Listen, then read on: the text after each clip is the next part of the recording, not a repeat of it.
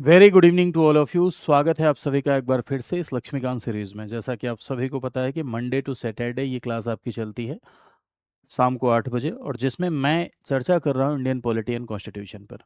उद्देश्य है थ्योरी के माध्यम से आपके सारे के सारे कॉन्सेप्ट क्लियर करना, पूरी की पूरी पॉलिटी के जो इंपॉर्टेंट टॉपिक्स हैं जो एम लक्ष्मीकांत सर ने अपनी किताब में लिखे हैं उनको पूरा का पूरा अपने शब्दों में आपको समझाना। आई होप आपने इस सेशन को पहले जो हुए हैं उसको एंजॉय किया होगा और अभी भी एंजॉय कर रहे होंगे। ज़रूर बताया करिए कमेंट सेक्शन में कि ये सत्र आपको कैसा लग रहा है। साथ ही साथ अपने दोस्तों के मध्य से शेयर भी किया करिए।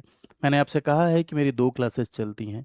एक शाम को 8 बजे ये क्लास चलती है एम लक्ष्मीकांत की, और एक सुबह 7 बजे 20 मिनट की क्लास चलती है जिसमें 4 सवालों के साथ मैं आपको 40 बातें बताता हूँ। ये दोनों क्लासेज अगर आप लगातार देखते हैं तो आपके भीतर एक बेटर अंडरस्टैंडिंग क्रिएट होगी। इससे आप थ्योरी पढ़ेंगे और उस क्लास में जाके आप प्रैक्टिस करिए क्वेश्चंस की। ठीक है, चलिए शुरू करते हैं। तो संसद अपना चल रहा था, संसद से रिलेटेड कुछ बातें हम लोगों ने देख ली थी। संसद के सदस्यों की योग्यता और अयोग्यता, लास्ट टाइम हम लोग यही डिस्कस कर रहे थे कि कैसे कौन कौन सी स्थितियां होती हैं जब संसद के सदस्य क्या हो सकते हैं, अयोग्य हो सकते हैं। ठीक है, इसके बाद संसद के सदस्यों की शपथ, और अब जो बातें हैं बड़ी इजी हैं, आप फटाफट फटाफट समझ जाएंगे।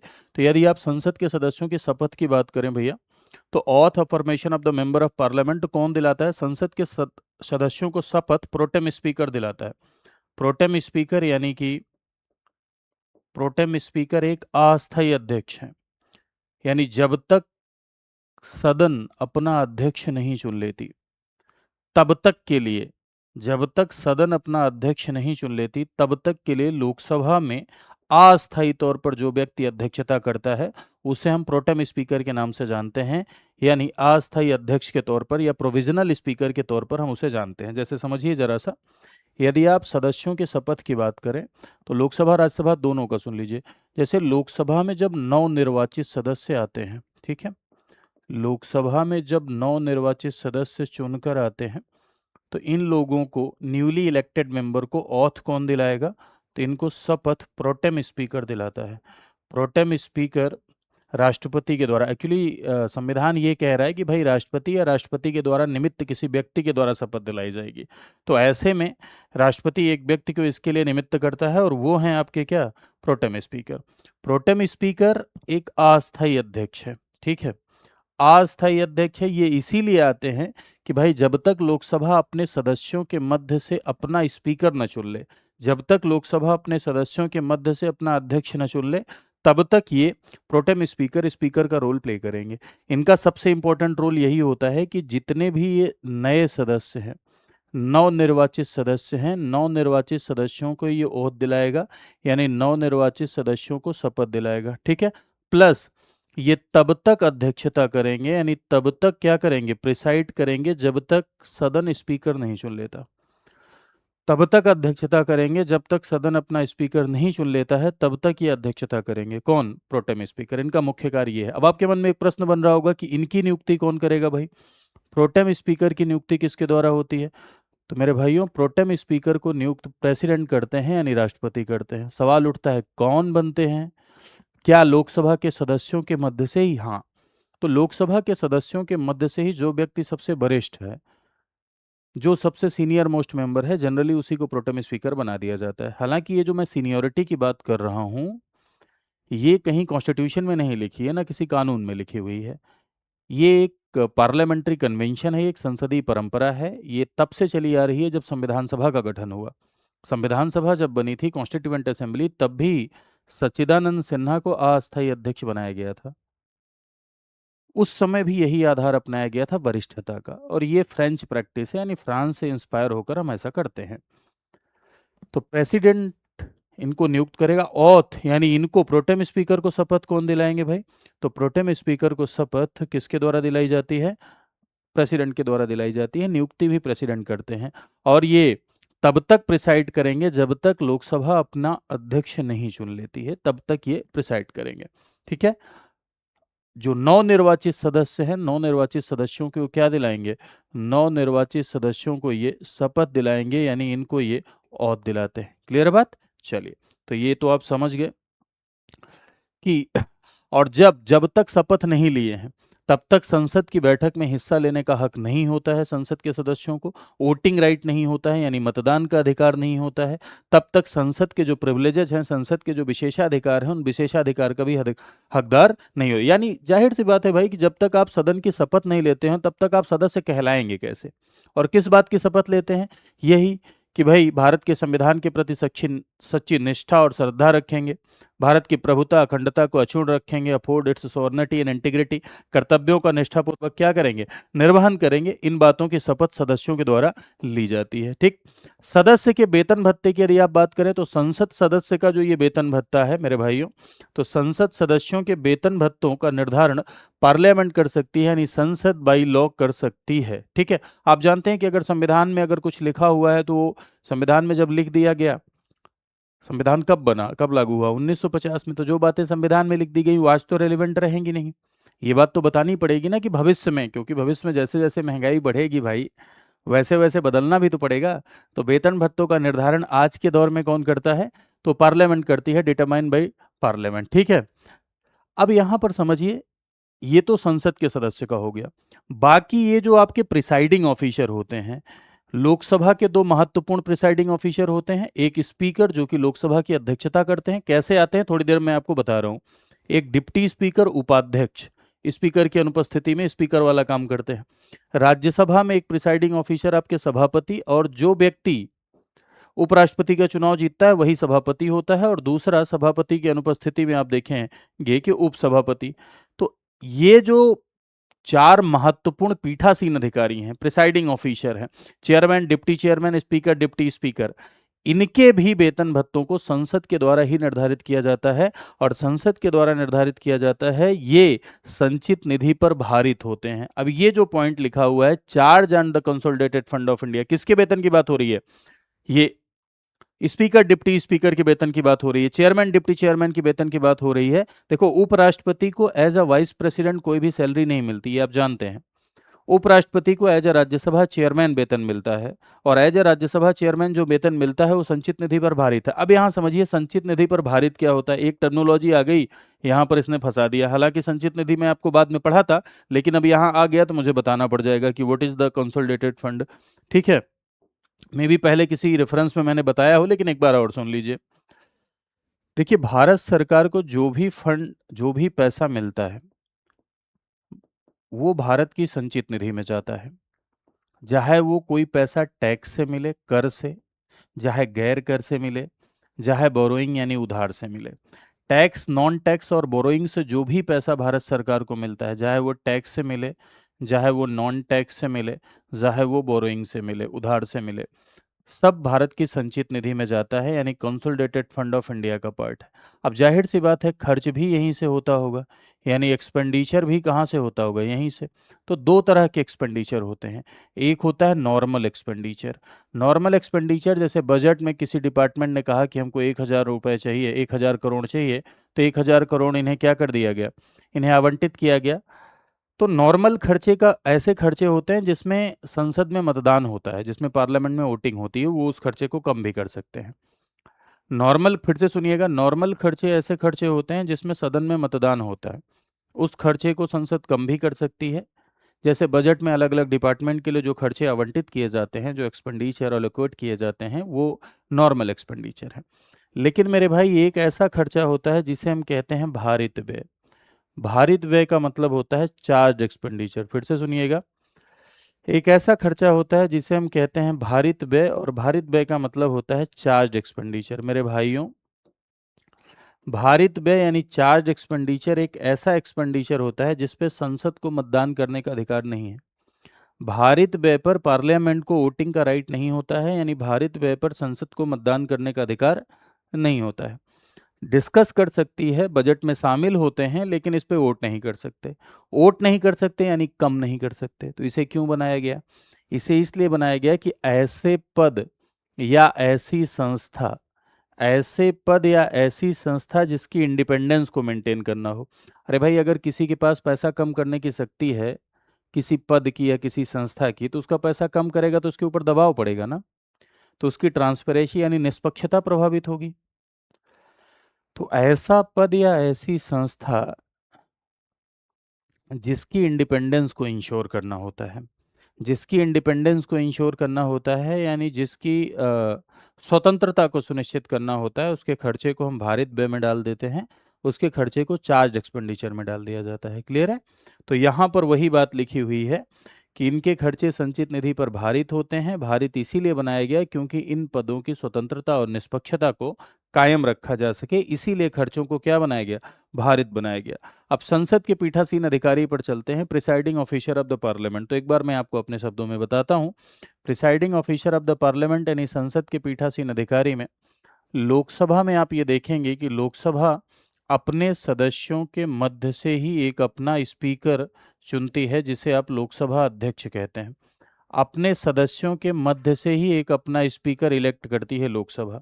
लोकसभा लोकसभा का जो अध्यक्ष है ये लोकसभा का सदस्य होता है। अगर सदस्य नहीं है तो अध्यक्ष नहीं होगा।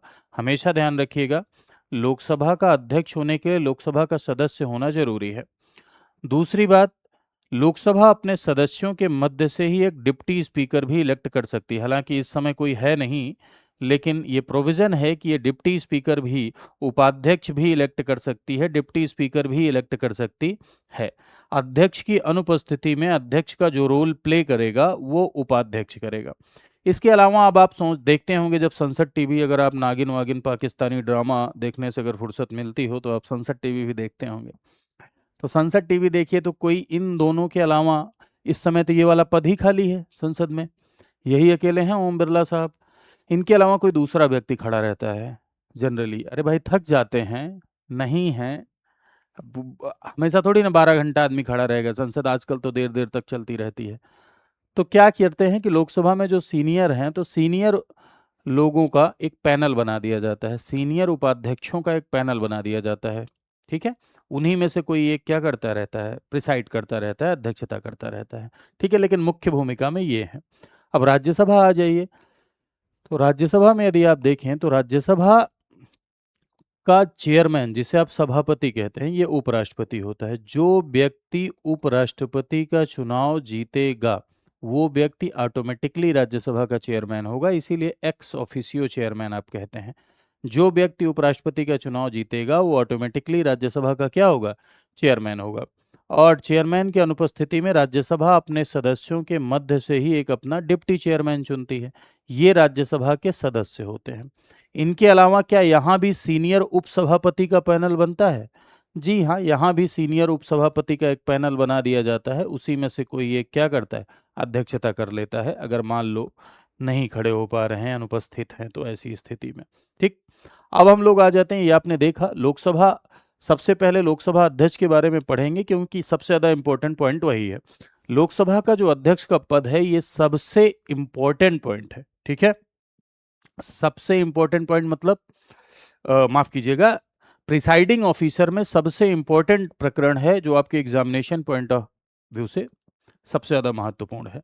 यानी सबसे ज़्यादा सवाल इससे बनते हैं, जितने भी प्रिसाइडिंग ऑफिसर उनमें सबसे ज़्यादा सवाल लोकसभा अध्यक्ष से रिलेटेड बनते हैं।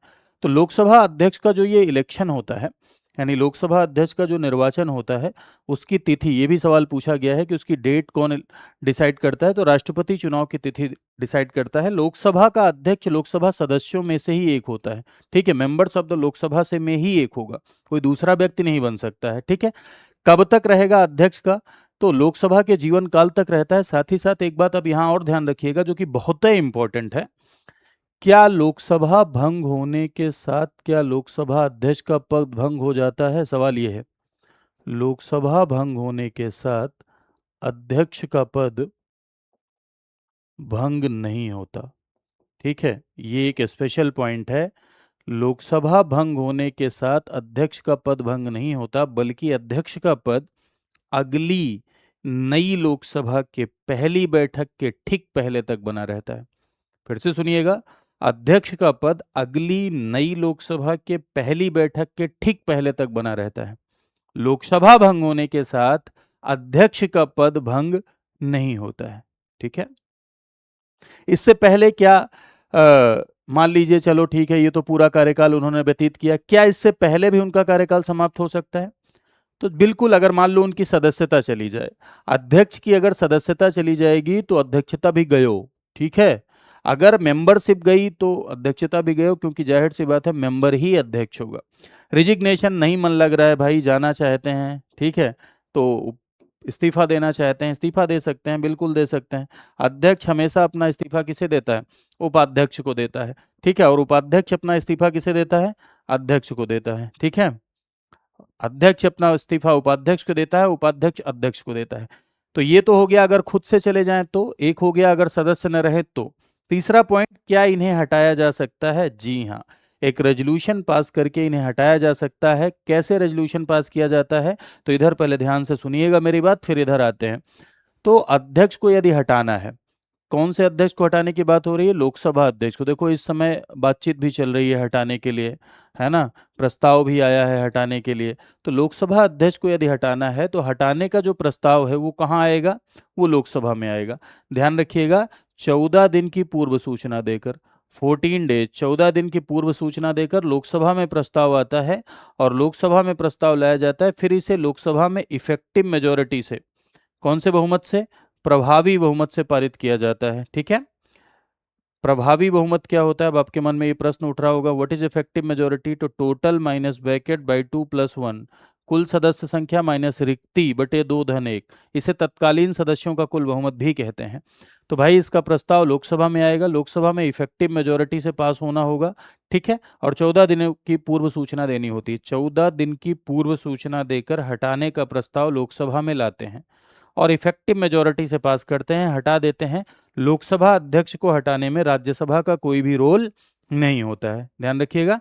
लोकसभा, और जिस समय हटाने का प्रस्ताव चल रहा है, अब ध्यान से समझिएगा, जिस समय लोकसभा अध्यक्ष को हटाने का प्रस्ताव चल रहा है उस समय वो प्रिसाइड नहीं कर सकता, अध्यक्षता नहीं कर सकता। पहली पॉइंट, संसद की कार्यवाही में भाग ले सकता है, संसद की कार्यवाही में भाग ले सकता है, लेकिन निर्णायक वोट, अब देखो निर्णायक वोट क्या होता है, तो हमेशा ध्यान रखिएगा स्पीकर के पास कास्टिंग वोट की पावर होती है।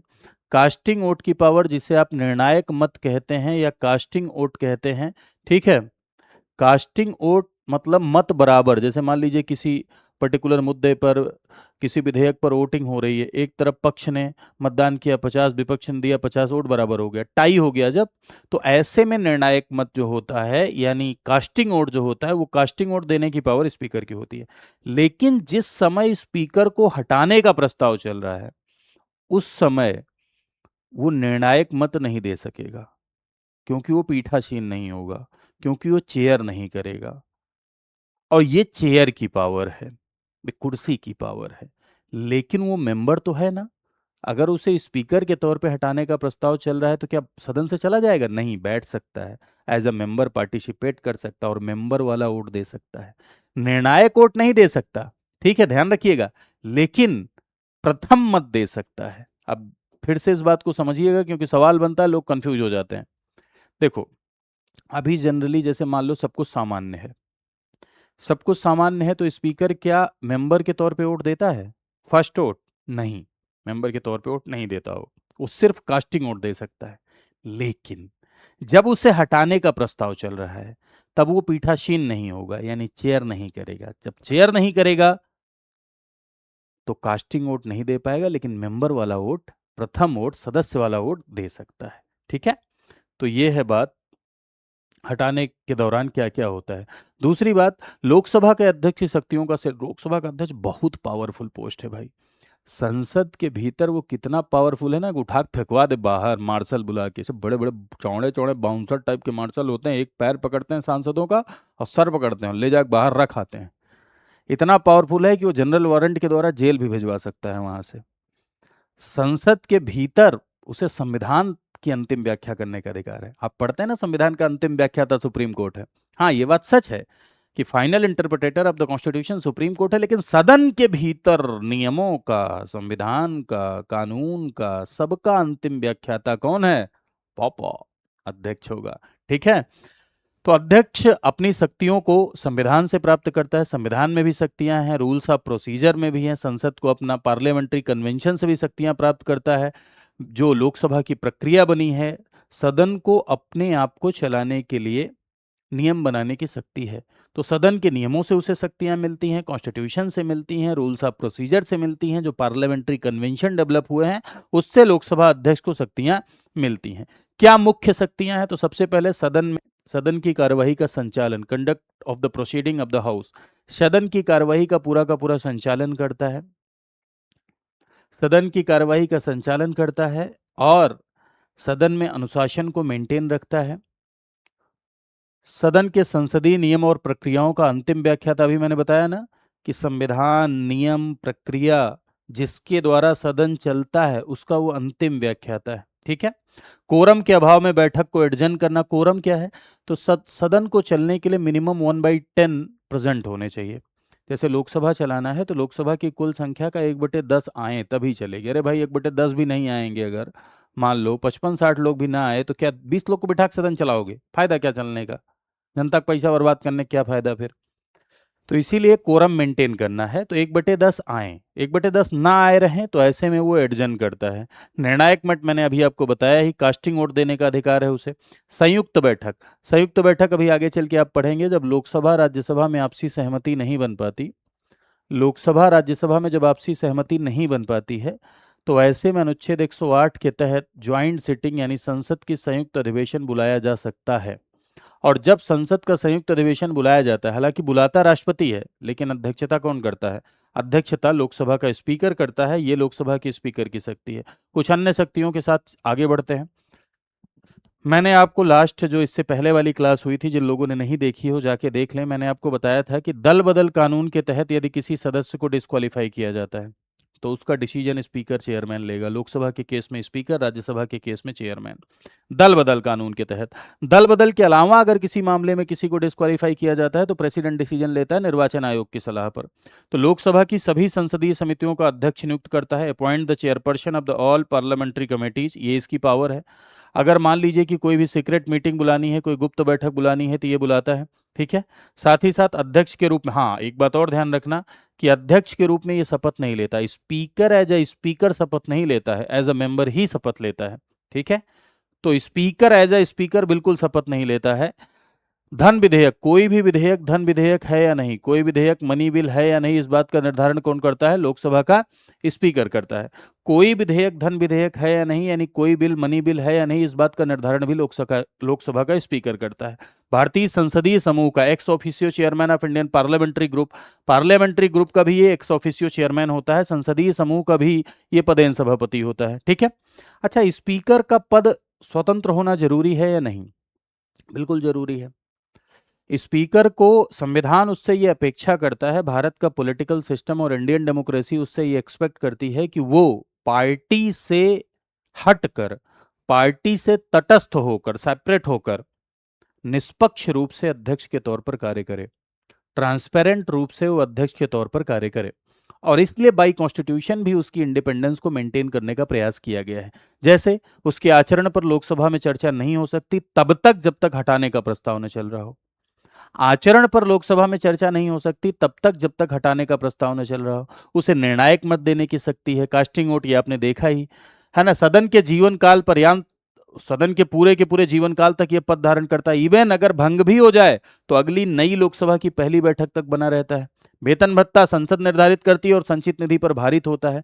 तो ये जो पॉइंट्स हैं, इन पॉइंट्स के थ्रू इसकी स्वतंत्रता स्थापित करने का प्रयास किया गया है, क्योंकि अगर इसकी स्वतंत्रता को स्थापित करेगा तो ये निष्पक्ष रहेगा। ठीक है। और इनसे ये अपेक्षा की जाती है कि अभी देखो इस समय कुछ आरोप लग रहे हैं लोकसभा अध्यक्ष के ऊपर कि भाई वो पार्टी की तरफ पक्षपाती हो गए हैं जिस पार्टी से जुड़े हुए हैं। इसीलिए देखो इंग्लैंड में क्या होता है कि इंग्लैंड में जो व्यक्ति स्पीकर बनता है उसे अपने पार्टी से इस्तीफा देना पड़ता है। एकदा स्पीकर सदैव स्पीकर का कॉन्सेप्ट वहां पर है, लेकिन भारत देश में ऐसा नहीं है। भारत देश में अगर कोई व्यक्ति स्पीकर बनता है तो उससे ये एक्सपेक्ट किया जाता है कि वो अपने पार्टी साइडलाइन से थोड़ा दूर हटकर निष्पक्ष रूप से सदन की सेवा करे और सदन में आचरणों को मेंटेन करे। लेकिन कभी कभी स्पीकर राजनीतिक रूप से प्रभावित हो जाता है या उस राजनीतिक पार्टी के प्रति बायस्ड हो जाता है जिस राजनीतिक पार्टी से वो जुड़ा हुआ रहा है कभी न कभी, या उस समय सदस्य है, इसीलिए उसकी भूमिका पर सवाल उठते हैं। अब आज आते हैं लोकसभा उपाध्यक्ष पर। तो लोकसभा उपाध्यक्ष का जो पद है वो अध्यक्ष के अधीन नहीं रहता भाई। लोकसभा का उपाध्यक्ष भी लोकसभा के सदस्य के मध्य से ही चुना जाता है। लोकसभा के सदस्य के मध्य से ही इसका भी चुनाव होगा। ये भी सदन के जीवन पर्यंत पद धारण करता है जब तक लोकसभा है। अध्यक्ष की अनुपस्थिति में सदन की अध्यक्षता करता है, वही रोल प्ले करता है अध्यक्ष वाला। अध्यक्ष की अनुपस्थिति में अध्यक्ष का रोल ही ये प्ले करता है। अगर स्पीकर को अपना त्यागपत्र देना हुआ, स्पीकर को अपना रिजिग्नेशन देना हुआ, तो स्पीकर अपना रिजिग्नेशन किसे देता है? डिप्टी स्पीकर को। डिप्टी स्पीकर को अपना रिजिग्नेशन देना हुआ तो स्पीकर को देगा। जिस संसदीय समिति का ये सदस्य होता है उसका ये अध्यक्ष भी होता है। अगर मान लीजिए ये किसी संसदीय समिति का सदस्य है तो ये इसका अध्यक्ष भी होता है। ठीक है, ध्यान रखिएगा। डिप्टी स्पीकर की भूमिका एक तरीके से स्पीकर के तौर पर ही है, लेकिन इस समय अगर देखा जाए तो इस समय कोई डिप्टी स्पीकर का चुनाव नहीं किया गया है। अभी राइट नाउ कोई नहीं है इस समय संसद में, लोकसभा में। ठीक, तो ये तो हो गए आपके लोकसभा के पीठासीन अधिकारी। अब यहां एक बात समझिएगा, डिप्टी स्पीकर को कैसे हटाएंगे? स्पीकर को हटाने वाला तो आपने देख लिया। अब removal of the deputy speaker यदि आप देखें, removal of deputy speaker, removal of deputy speaker यानी उपाध्यक्ष को हटाना।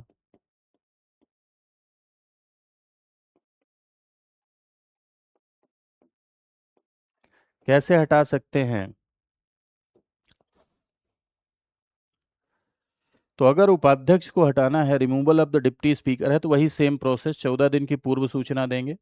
14 दिन की पूर्व सूचना देकर लोकसभा में प्रस्ताव लाएंगे और इसे इफेक्टिव मेजोरिटी से यानी प्रभावी बहुमत से पारित करेंगे। इसे भी हटाने के लिए इफेक्टिव मेजोरिटी ही चाहिए, यानी इसे भी हटाने के लिए प्रभावी बहुमत ही चाहिए, इफेक्टिव मेजोरिटी ही चाहिए। ठीक है, तो ये तो हो गए आपके लोकसभा के पीठासीन अधिकारी और उससे रिलेटेड मुख्य बातें। देखो, जो सवाल पूछे जाते हैं, जैसे लोकसभा अध्यक्ष को कास्टिंग वोट की पावर है, सवाल पूछा जाता है निर्णायक पट। कोई विधेयक धन विधेयक है या नहीं इसका निर्णय लेता है, सवाल पूछा गया है, बहुत बार पूछा जाता है। साथ ही साथ लोकसभा का अध्यक्ष दल बदल कानून के मामले में अगर कोई सदस्य डिस्क्वालीफाई हो रहा है तो उसका डिसीजन भी लोकसभा का अध्यक्ष लेता है, ये भी सवाल पूछा जाता है आपके यहाँ। ठीक है, जिस समय हटाने का प्रस्ताव चल रहा है उस समय वो चेयर नहीं करेगा, ये भी पूछा जाता है, और उस समय उसे कास्टिंग वोट की पावर नहीं होगी, ये भी पूछा जाता है। लोकसभा भंग होने के साथ क्या लोकसभा के अध्यक्ष का पद भंग हो जाता है? नहीं, अगली लोकसभा की पहली बैठक के ठीक पहले तक बना रहता है, ये भी सवाल बहुत बार पूछा गया है।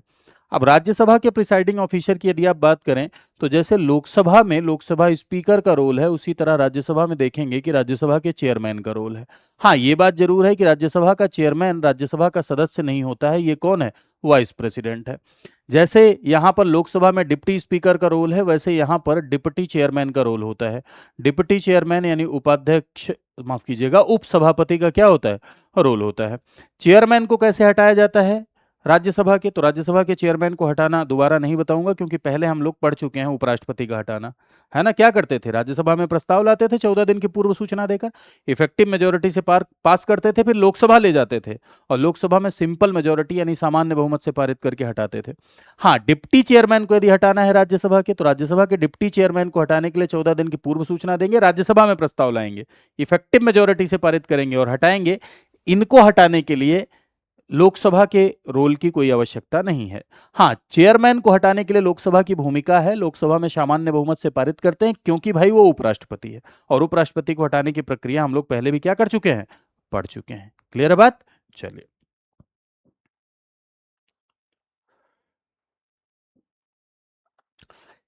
एक बात यहां पर, speaker deputy speaker as a speaker शपथ नहीं लेता, एज अ डिप्टी स्पीकर शपथ नहीं लेता, इस बात को ध्यान रखिएगा। ठीक है, जो सबसे ज्यादा पूछे जाने वाले सवाल इधर से हैं, चेयरमैन से। तो क्या राज्यसभा का चेयरमैन राज्यसभा का सदस्य है? नहीं, ये वाइस प्रेसिडेंट है, राज्यसभा का सदस्य नहीं। लेकिन डिप्टी चेयरमैन सदस्य है। हाँ, डिप्टी चेयरमैन राज्यसभा का सदस्य है।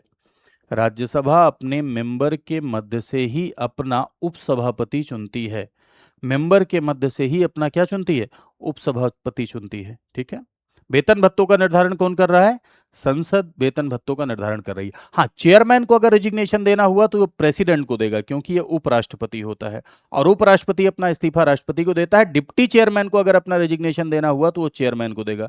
राज्यसभा के डिप्टी चेयरमैन यानी राज्यसभा के उपसभापति को अगर अपना इस्तीफा देना हुआ तो राज्यसभा का उपसभापति सभापति को इस्तीफा देगा। ठीक है, चलिए, आई होप आप समझ गए होंगे। तो आज के लिए इतना ही रखते हैं, बाकी इसके आगे हम लोग कल कंटिन्यू करेंगे। ठीक है, आज थोड़ा सा कंटेंट थोड़ा कम टाइप हो पाया था। ठीक है, इसके आगे की कहानी हम लोग कल कंटिन्यू करेंगे। खैर, समय हो भी गया है मेरे भाइयों, लेकिन ध्यान रखिए, मैं धीरे धीरे चल रहा हूँ। एक टॉपिक को, जो बड़े टॉपिक है जैसे संसद है, तो संसद जो है क्या कहते हैं, मैंने 3 पार्ट में कर दी। ठीक है। और 4 पार्ट में कर दी। फंडामेंटल राइट 3-4 पार्ट में आपने देखा। तो इसके पीछे का लॉजिक यही है कि धीरे धीरे करके पूरा आपको बताना। एक ही बार में सब कुछ पढ़ाना फिर रिवीजन ना हो पाना, ये मैं इस चीज़ में बिलीव नहीं करता हूँ। धीरे धीरे ही चलेगा, एक समय बाद ही समाप्त होगा। भले ही आपको लगे कि 45 मिनट की इस क्लास में जो है क्या कहते हैं सर ने 2 ही 3 चीज़ें कवर की, लेकिन उन चीज़ों को अगर आप ध्यान से समझेंगे तो सारी चीज़ें आपको समझ में आएंगी। ठीक है। तो कॉन्सेप्चुअल मोड में रहिए, समझने का प्रयास करिए। अगर आप समझेंगे तो पूरी की पूरी चीज़ें समझ में आएंगी। इससे रिलेटेड सवाल भी करिए। ठीक है। चलिए, थैंक यू सो मच। ज़रूर बताइएगा कमेंट में आपको कैसा लगा। और साथ ही साथ मेरे भाई, यदि आप हमारे साथ जुड़ के अपनी कंप्लीट प्रिपरेशन करना चाहते हैं, तो कैसे आप हमारे साथ जुड़ के कंप्लीट प्रिपरेशन कर सकते हैं, तो उसके लिए मैं आपको बताऊं कि उत्तर प्रदेश पीसीएस की तैयारी तैयारी के लिए हम एक प्रोग्राम चलाते हैं जिसे आरंभ के नाम से जाना जाता है। आरंभ एक ऐसा प्रोग्राम है जिसमें प्री मेंस इंटरव्यू तीनों की तैयारी कराई जाती है। इंटरव्यू गाइडेंस प्रोग्राम बिल्कुल फ्री होता है। और ये आज ही एक बैच स्टार्ट हुआ है इसका, आरंभ 20 आज ही स्टार्ट हुआ है। ठीक है। इसमें 2 तरह के बैचेज होते हैं, एक गोल्ड होता है, एक प्लेटिनम होता है। ठीक है। गोल्ड और प्लेटिनम में क्या डिफरेंस है, तो भाई देखो, गोल्ड जो होता है, यदि आप गोल्ड की बात करें तो गोल्ड एक ऐसा बैच है जिसमें आप पूरा सिलेबस पढ़ते हैं, 1100+ घंटे की लाइव क्लासेस पढ़ते हैं, इंटरव्यू गाइडेंस प्रोग्राम फ्री मिलता है, मेंटोरशिप मिलती है, करंट अफेयर की मैगजीन मिलती है, साथ ही साथ इसमें 2 साल की आपको वैलिडिटी मिलती है। ये 5 फीचर आपको गोल्ड में मिलते हैं। तो जिन लोगों को पूरा कंप्लीट पढ़ना है, कंप्लीट सिलेबस पढ़ना है, वो गोल्ड में एनरोल कर सकते हैं। लेकिन जिन लोगों को टेस्ट सीरीज और किताब के अलावा कुछ भी अलग से नहीं चाहिए, सब स्टडी आईक्यू से लेना चाहते हैं, तो प्लेटिनम में जाएं। प्लेटिनम में ये सब मिलेगा जितना मैंने गोल्ड में बताया, सारी की सारी लाइव क्लास। हाँ, इसकी वैलिडिटी 4 साल। इसके अलावा प्लेटिनम में आपको किताबें भी मिलती हैं जो आपके घर जाती हैं, एज वेल एज एक फाउंडेशन बैच एक्स्ट्रा, एक प्री का क्रैश कोर्स एक्स्ट्रा, एक प्री का रिवीजन बैच एक्स्ट्रा, एक आपका एमसीक्यू यानी मल्टीपल चॉइस क्वेश्चन का बैच एक्स्ट्रा, एक आपका एनसीईआरटी का बैच एक्स्ट्रा आपको मिलता है। ठीक है। तो ये 5 बैचेज आपको, और एक मेंस का, ये 5 बैचेज आपको एक्स्ट्रा मिलते हैं। ठीक है। तो पूरी कंप्लीट सरगर्भित होलिस्टिक वे में अगर आप तैयारी करना चाहते हैं तो आप प्लेटिनम के साथ जा सकते हैं। कैसे आप इसमें इनरोल कर सकते हैं, तो भाई इसके लिए आपको जाना पड़ेगा studyIQ.com पर। वहाँ जब जाइएगा तो इनरोल करते समय ये आप कोड लगाइएगा VL लाइव। ये जो फीस लिखी है इससे ज़्यादा फीस वहाँ पर दिखाएगी। अभी मैं बता दे रहा हूँ कैसे जाएंगे।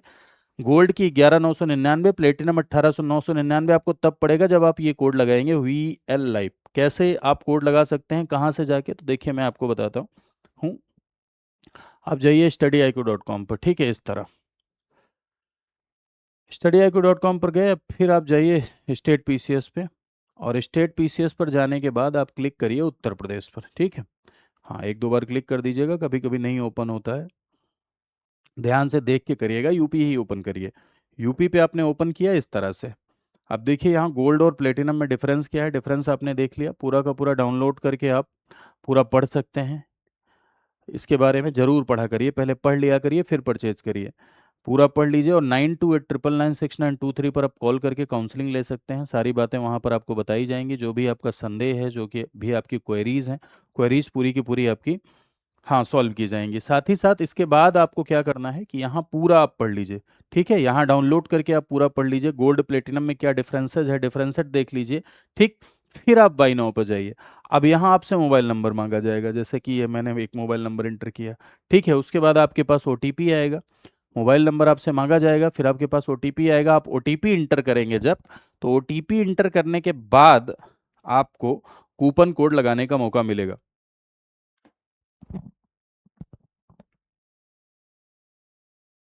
देखिए ये मैंने ओटीपी इंटर करी, अब यहाँ पर बाई नाउ का ऑप्शन आया। ठीक। अब यहाँ आप जाएंगे तो एक कोड पहले से लग के आएगा, इसको रिमूव करिए। यहाँ पर आप लगाइए VL लाइव। ठीक है। ये ठीक। हर फैकल्टी का अपना अपना कोड होता है, किसी का भी लगा सकते हैं। देखो जैसे प्लेटिनम का क्या डिस्काउंट आया, 18,000 का डिस्काउंट आया, 18,000 रुपये में ये मिल रहा है। गोल्ड आपका 11,999 रुपये में। ठीक है। तो इस तरह एनरोल करके आप अपनी तैयारी को और आगे बढ़ा सकते हैं। ठीक है। मेरी तरफ से शुभकामनाएं कि आप खूब बढ़िया से पढ़ें, चयनित हो, देश समाज के विकास का माध्यम बने, और निराश नहीं होना है। ठीक है। ये गेम कंसिस्टेंसी का है। ये गेम कॉन्टिन्यूटी का है, ये गेम पेशेंस का है, ये गेम रेलेवेंसी का है, सही सिलेबस पढ़ने का है, ये गेम प्रैक्टिस का है, ये गेम स्मार्ट वर्क का है। हार्ड वर्क का गेम नहीं है, ये स्मार्ट वर्क का गेम। जितना स्मार्टली आप प्रिपेयर करेंगे उतना तेजी से आपको इसका आउटकम निकल के सामने आएगा, और आउटकम आपको मिलेगा, 100% मिलेगा, ये मेरा दावा है। चलिए, thank you to all of you.